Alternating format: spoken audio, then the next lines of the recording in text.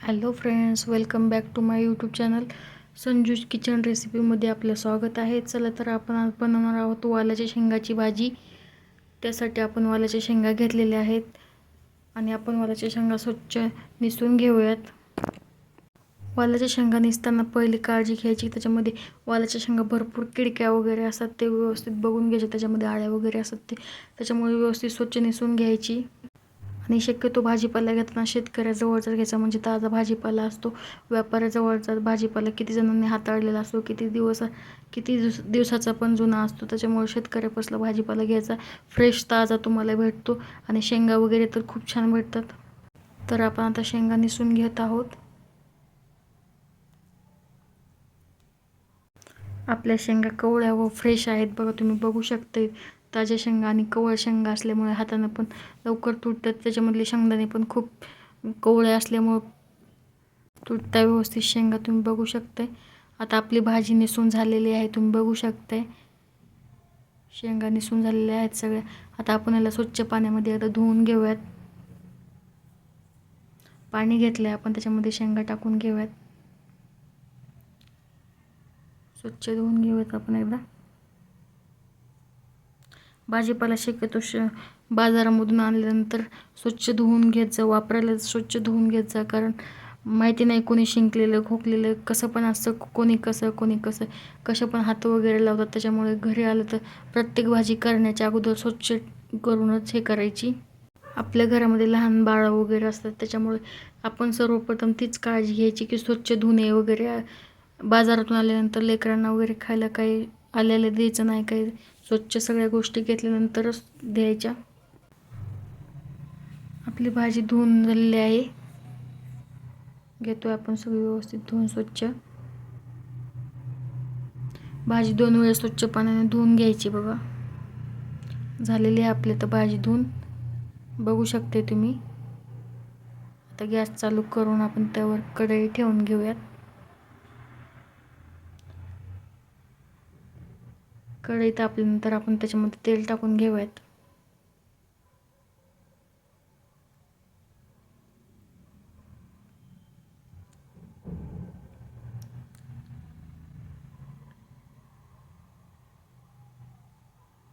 कढई आपली तापलेली आहे, तेल टाकलेलं तापलेलं आहे आता आपलं, बघू शकते तुम्ही. आता याच्यामध्ये आपण जिरे टाकून घेऊयात.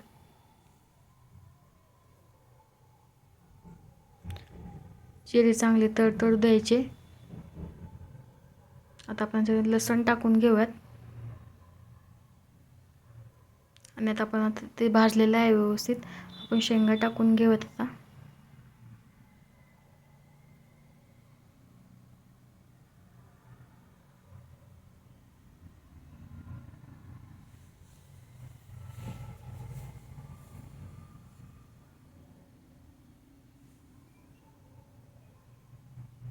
आपली शेंग कवळी असल्यामुळे तिला शिजायला वेळ पण लागणार नाही. आणि तेलामध्ये होईल तेवढं तेलामध्येच फ्राय करायचं, लवकर भाजते आणि शिजते लवकर. शेंग कवळी असेल तर त्याला वेळ पण लागत नाही, तुम्ही बघू शकताय. त्याला आपण हलवून घेऊयात.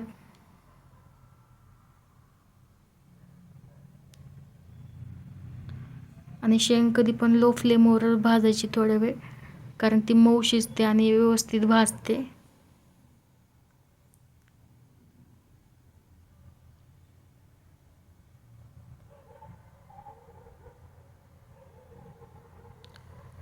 कोणाकोणाला आवडते ते मला नक्की सांगा. मी जशी करते का त्या पद्धतीने तुम्ही करून बघा, तुम्हाला नक्की आवडेल. आपण झाकून ठेवूयात आता तिला. झाकून ठेवली म्हणजे ती मऊ होणार. आणि फ्लेम लो करून ठेवायची, म्हणजे मऊ शिजली जाईल ती. आता उघडून बघूयात. बघू शकते तुम्ही, हळूहळू ती मऊ शिजत आहे बघा.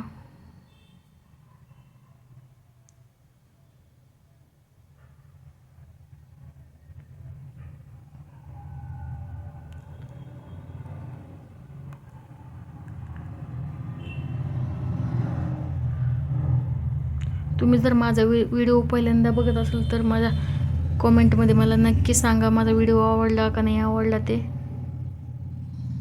आता शेंगा आपली व्यवस्थित भाजलेली आहे बघा. वाफाळून झालेली आहे, तुम्ही बघू शकते. तिचा कलर पण चेंज झालेला आहे.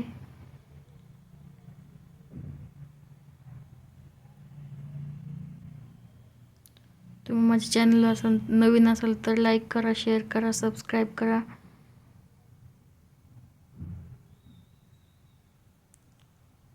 आणि मी जशी बनवली तशी भाजी नक्की एकदा तरी बनवून खा. आता आपली शेंग भाजलेली आहे. याच्यामध्ये आपण लाल तिखट घालून घेऊयात, हळद घालून घेऊयात, त्याला थोडं हलवून घेऊयात आपण, खालून चिकटणार नाही म्हणून.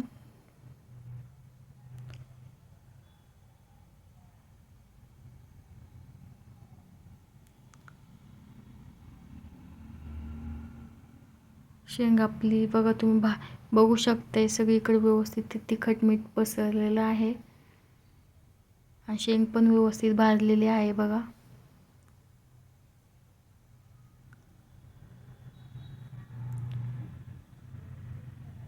आता याच्यामध्ये आपण मीठ घालून घेऊयात.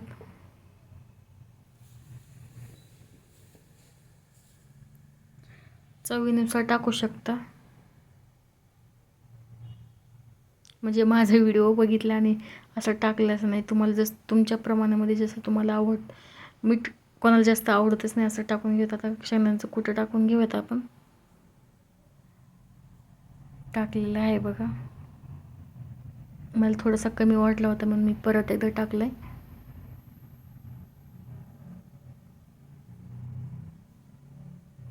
आता आपण ह्याला हलवून घेऊयात.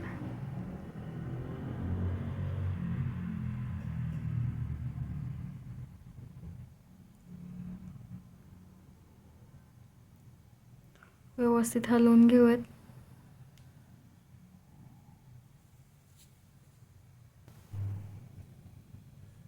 आणि माझी रिक्वेस्ट आहे, लेकरांना आपलं बाहेर जास्त खायला घालू नका, कारण प्रत्येक गोष्टीमध्ये आजकाल केमिकल मिक्स केलेलं आहे. जेवढं होईल तेवढं आपल्या घरच्या भाजीपालाच खाऊ घाला. बघू शकता तुम्ही, आपली शेंग छान भाजलेली आहे आणि मसाला वगैरे टाकलेला पण सगळं व्यवस्थित मिक्स झालेलं आहे.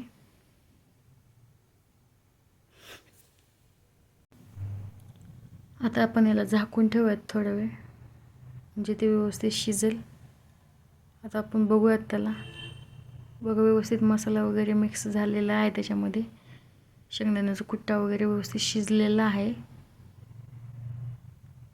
आता याच्यामध्ये आपण पाणी टाकून घेऊयात थोडंसं. तो ऑलरेडी शिजलेला आहे, कोवळी शेंगा आहे म्हणून.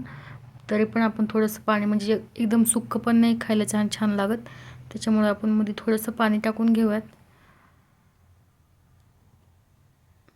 थोडंसं टाकायचं, जास्त टाकायचं नाही, पण जास्त कोरडं वगैरे खाऊ वाटत नाही.